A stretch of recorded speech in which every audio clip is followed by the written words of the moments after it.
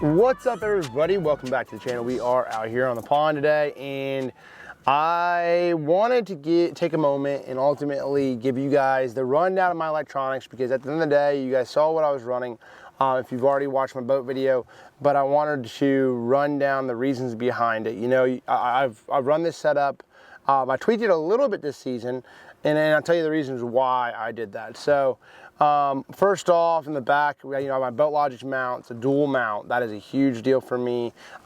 It's sturdy, it's strong. I travel all over the country, so this thing is not going anywhere. It's locked in place. They have a strong system of locking it in there, and I can adjust my angle of my graphs. And so for me, you know, in this XRT, I can put them dash mounted in it, but like I love to have that angle. So if there's a certain glare, then I can sort of have them, you know, adjustable for that. So that's the reason why I'm running an actual mount rather than putting the units in the dash. Now, personally, back in the back, I have a Lowrance HDS 12 live, and I have a Humminbird Solix 12. And so the Solix is the big change for me this season. I went from a Helix to a Solix, and the real reason behind it all, like, you know, I've run a Solix for a while. I like Humminbird side scan. I like some things about Humminbird. Obviously, some Lake Master. There's some maps that are better than Navionics or C-Maps, but C-Maps is better and Navionics is better on some lakes as well. So it's sort of a tit for tat. You want to be, you know, as equipped as well as you possibly can, and that's the reason why I run this system. But really, for the Solix side of it, I was really disappointed in the quality of the image on the Helix for a down scan or down imaging. I didn't feel like it was up to par. I really felt like it's one of the worst out there on the market. So I got the Helix because I heard through several other people that the Helix down scan seems to be better. I have not completely, it does seem to be a little bit better, but I've not completely dialed it in to say that I've got it, you know, completely dialed in. So, I mean, that's the reasoning behind it. Also, the Solix is touchscreen, so I'm able to touch all my screens. The only thing that I was really like when I first got this was I was irritated a little bit about was the fact that I couldn't adjust my screens. So on a Helix, you can adjust your screens pretty easily, like where if you have, say, 360 and you have your mapping, you can go 30-70 split. And on Solix, you couldn't. And I was like, what the heck's going on? Why is that? And Lucas just told me that you get an update and you can do that to like a 70-30 split. So they got that figured out. I don't know why it took so long, but that's something that you definitely need. That's one thing so anyway, so that's the reason behind the Solix side of it. On the HDS Live, it really comes down to, one, my waypoint management system. Two, I think their down scan's superior. Their side scan, I can see further out and I understand it and I dial it in a little bit better. I run it at 120. That's just what I like to run. 120 feet, I can see further. I sort of have this on Mega, I have this on 455. So it just sort of gives me like both ranges. So I can see far on one and I can see like more detailed on the other. That allows me to run two different frequencies, and that's a big deal.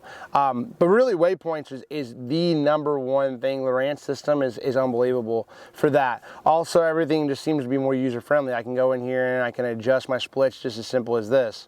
Like, I mean, that's like, are you kidding me? Like, it's awesome on that side of things. So that's a big reason behind what I'm, you know, behind the Lowrance. I'm comfortable with the Lowrance.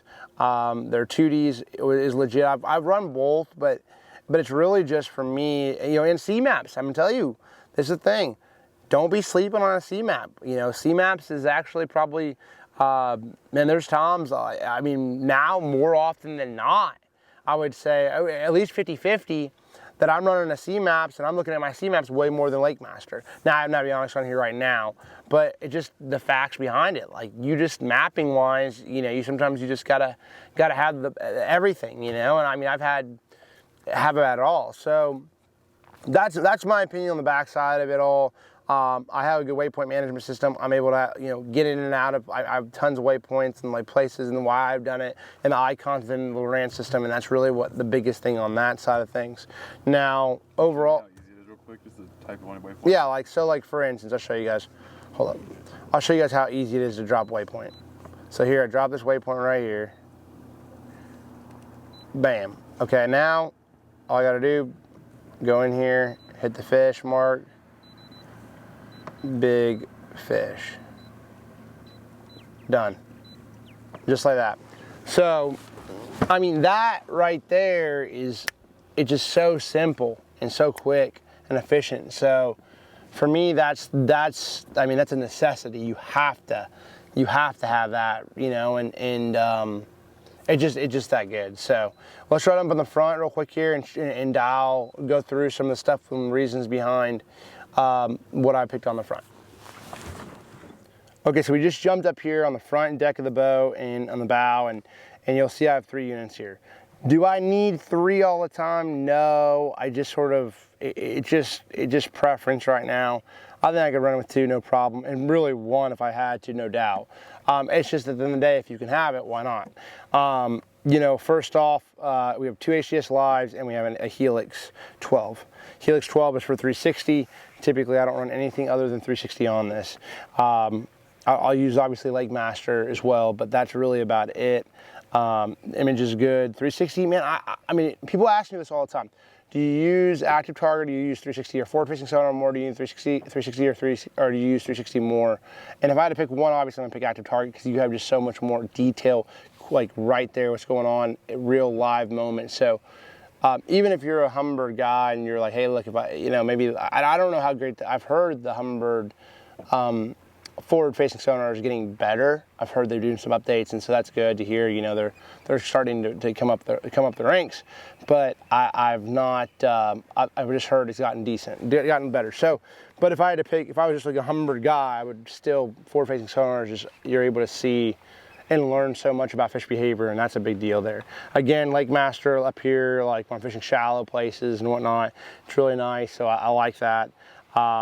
And then, you know, over here on my right-hand screen, I sort of have I have my side scan and I have my down scan off and back, and then I have my mapping. So waypoints, all that stuff, my whole waypoint management system is same deal right here. I'm ready to roll. And then up top, I have a Lowrance active target, you know, 12 all set up, ready to roll. The thing about active target, and people, you can comment on this and let me know what your thoughts are. I heard Garmin Plus is legit, but I had a friend of mine that fishes professionally as well, that he was running Garmin and now he runs Lowrance, and this is the thing. He's like, look, dude, I didn't know what I was missing. He said I could see my stuff out there 90 feet, where a Lowrance, you know, or a Garmin, you could only see like 60 feet. So that's what the advantage is with Lowrance. I don't think it, you know, some things, you know, maybe not as good as Garmin, but distance in this day and age is everything. And that's the reason why you're seeing so many people switch to Lowrance, because they can see so much further.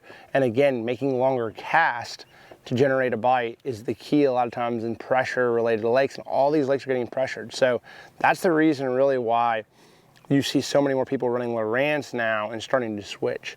So now there's still some things, you know, I feel like Lowrance can work on and get their stuff together on, but overall, that's a huge deal. That's a huge advantage. So now as far as the system, I'm running a 3-mount. This is BoatLogix.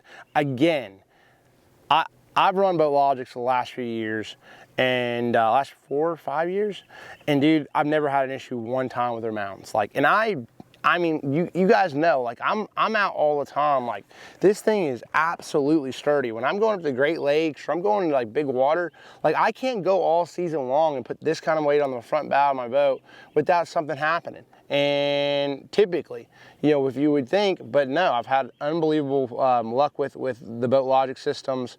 They're right here in Chattanooga. Shout out to those guys because they always make an unbelievable product. But that's my setup, man. I mean, that's my setup. I personally like it. I am running an Ultrex this season. Man, I go back and forth because Lowrance Ghost is legit. It's quieter, but Ultrex now they had a few years there that they were having issues with the Ultrexes. It just is tried and true, so it's what I'm used to right now. Not saying that I won't look at running something else, you know, new next year.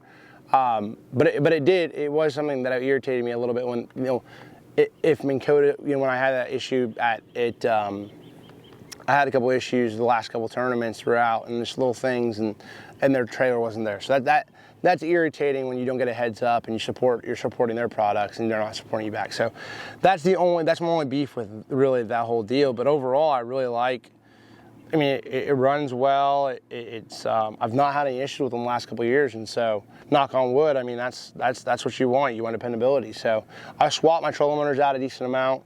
I play around with a lot of stuff, but that's the rundown. I mean, that's what I'm running this year. I mean, maybe there's something I'm missing out on. I don't know. Now, Hydrowave, I know a lot of people talk about a Hydrowave, and I think it's the deal. And it might be. Mark loves it. MDJ loves a Hydrowave.